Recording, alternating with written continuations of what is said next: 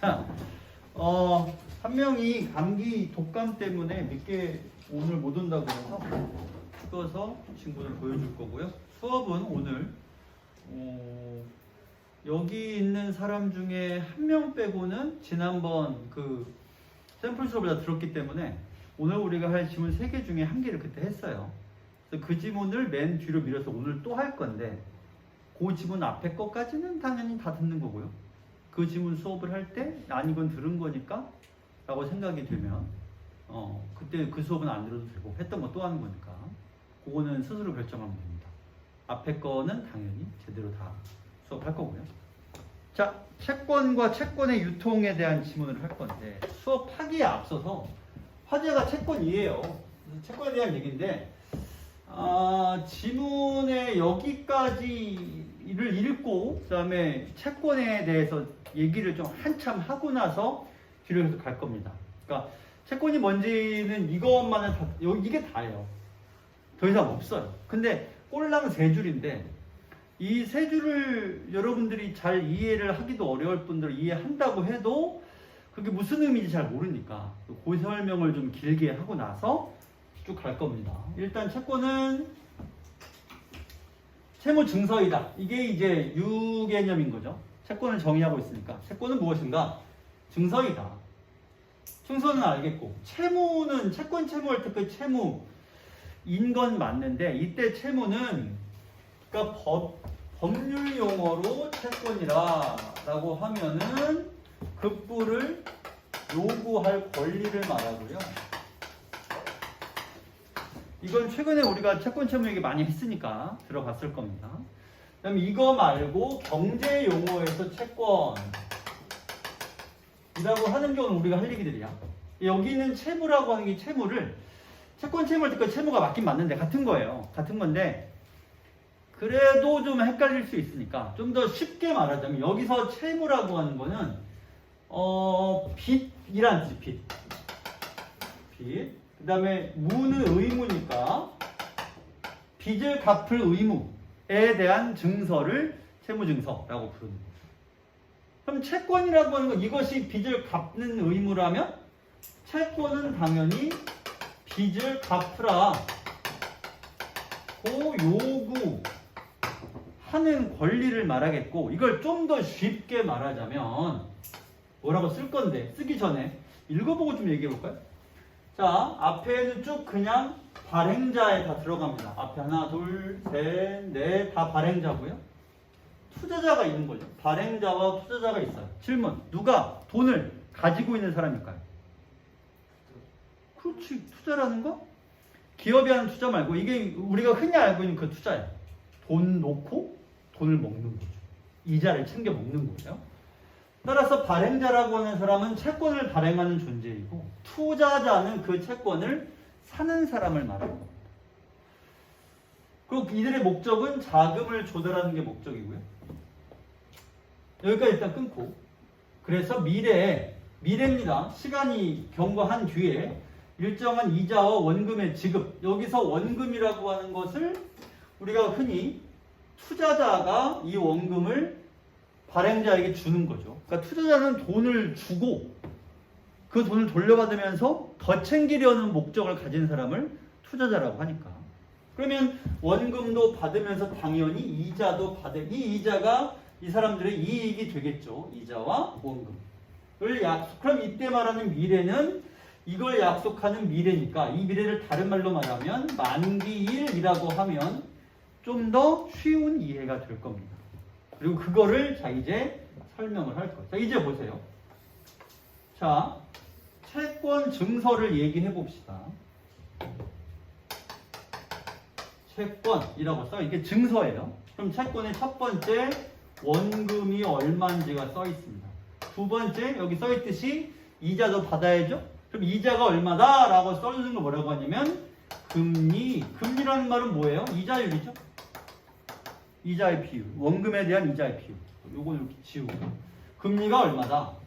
세 번째, 만기일. 이 채권은 언제까지 빚을 갚겠다라고 하는 약속을 하는 거니까 만기일이 있습니다. 마지막 네 번째, 맨 끝에 뭐라고 쓰냐면 발행인의 이름이 써 있어요.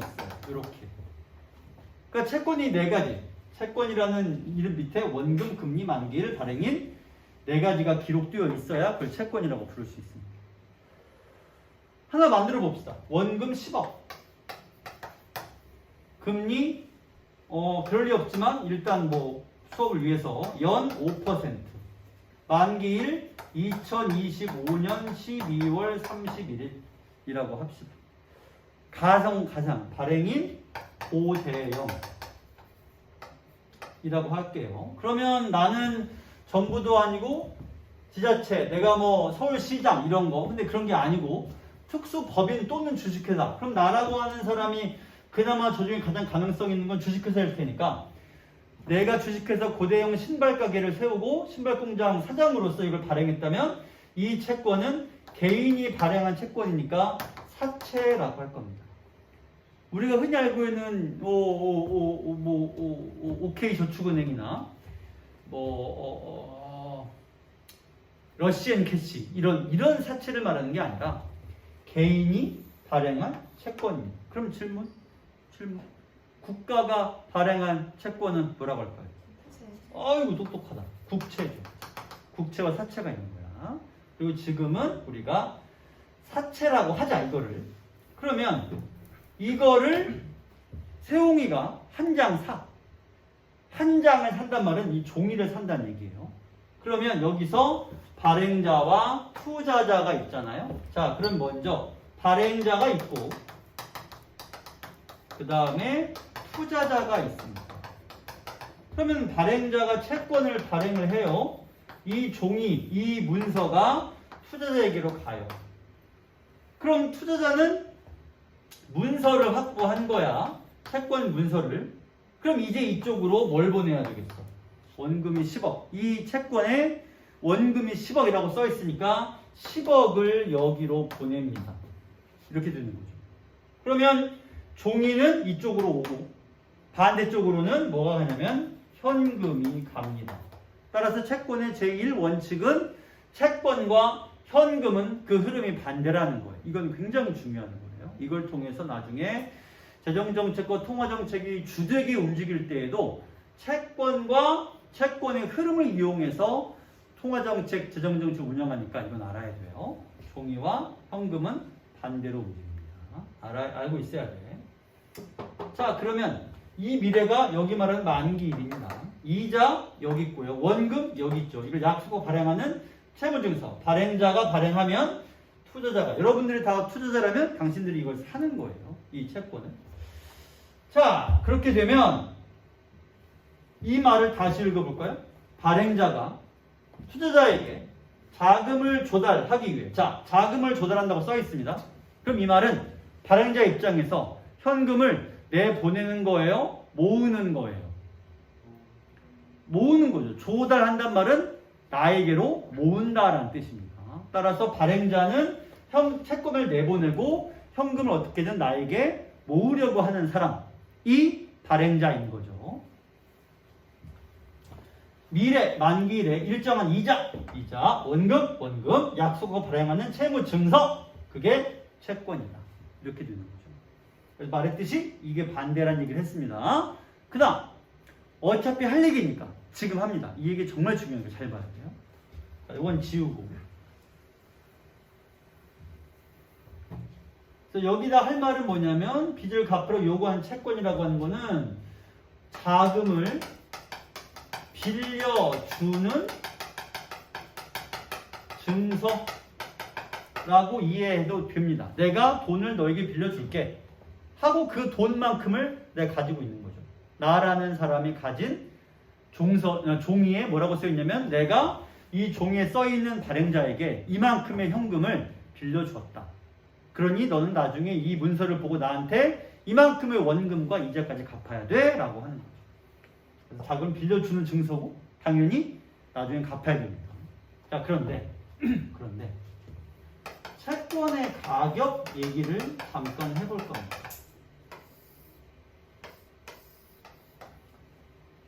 자, 여러분들이 nike.com에 가서 에어포스 올백 270mm를 하나 사면 12만 7천 원을 줘야 됩니다. 그런데 12만 7천 원을 주고 나이키 포스 하나를 한 켤레 샀단 말이죠. 근데 그 이튿날부터 대뜸 나이키가 앞으로 영원히 이 회사 문 닫을 때까지 나이키 포스는 추가 생산 및 판매를 하지 않겠다 라고 한 거예요. 자, 나는 이미 어제 주문했죠. 그리고 나한테 깨끗한 올백 한 켤레가 배송이 될 거예요. 아직 신지도 않았습니다. 아직 안 왔으니까.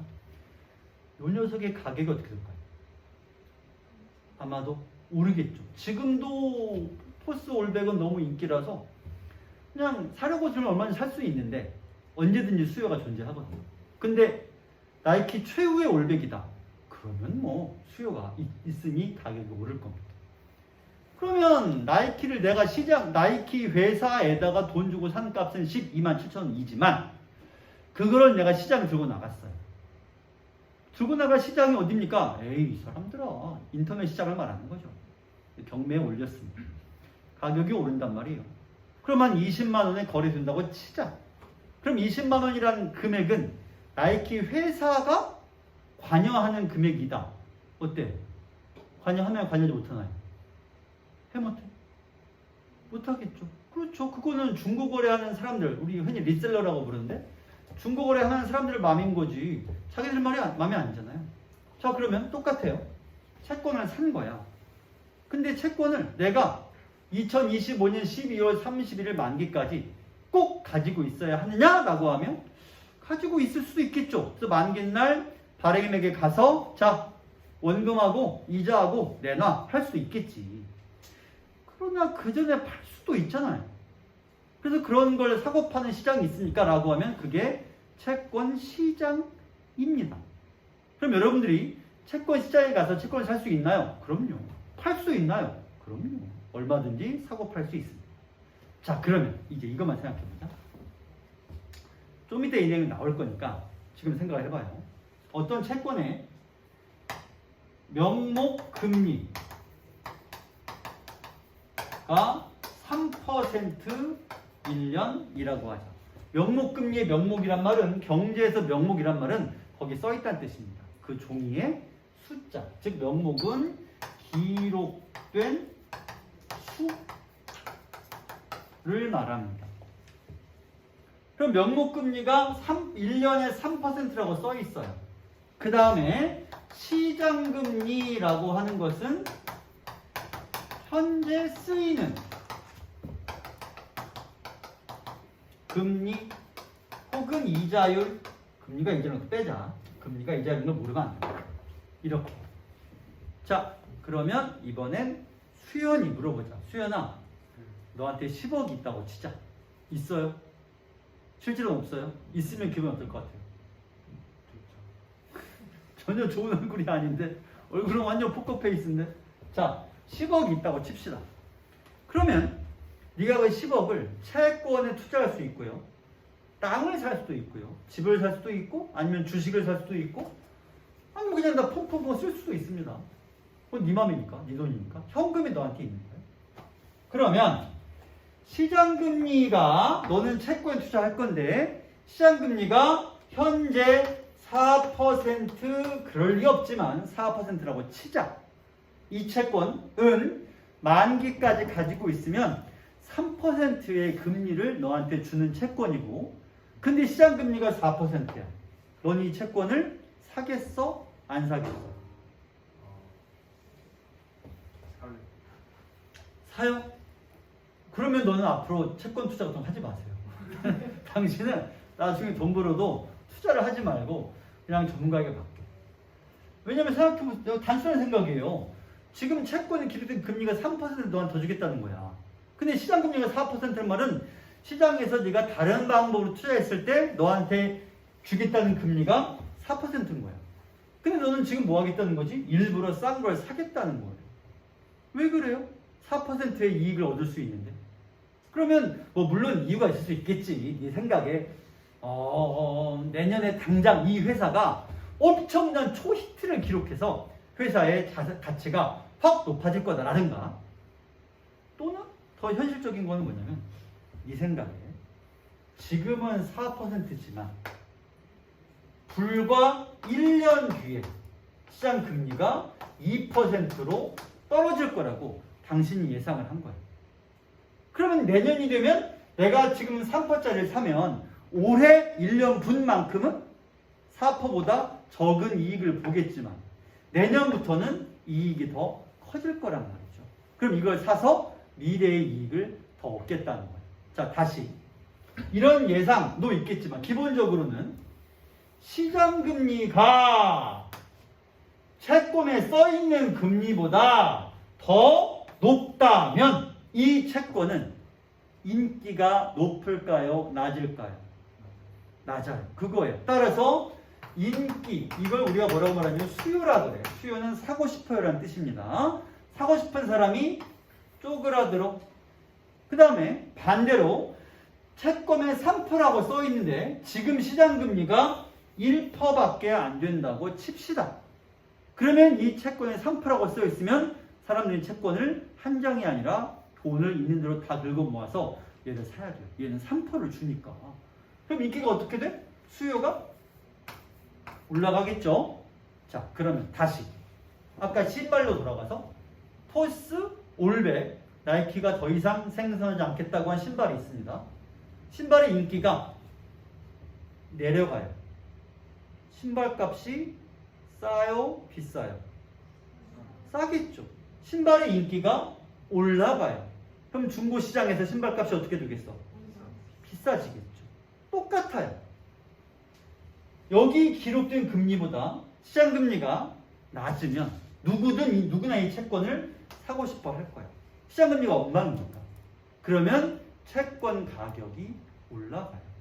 반대로 기록된 금리보다 시장금리가 더 높으면 이 채권을 살 이유가 없으니까 인기는 떨어지고 그러면 채권의 가격 또한 떨어집니다. 따라서 채권과 금리, 잘 보세요. 시장금리가 올라가면 인기가 떨어져서 채권값이 중고시장을 말하는 거야. 채권 리셀러를 말하는 거예요. 금리가 올라가면 인기가 떨어져서 채권값이 싸지고 금리가 내려가면 여기는 이미 이 명목금리는 숫자를 바꿀 수 없으니까 시장금리가 내려가면 내려갈수록 이 채권의 인기는 올라가니까 채권값도 커집니다.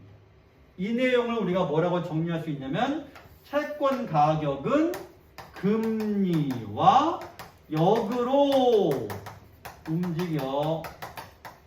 이렇게. 이 문장은 이 글에 써 있어요. 근데 이런 설명은 하나도 안 써 있고 그냥 이러하다라고만 써 있어. 그래서 내가 이걸 지금 미리 설명을 한 겁니다. 자, 이제 한번 들어가서 알아보자고요.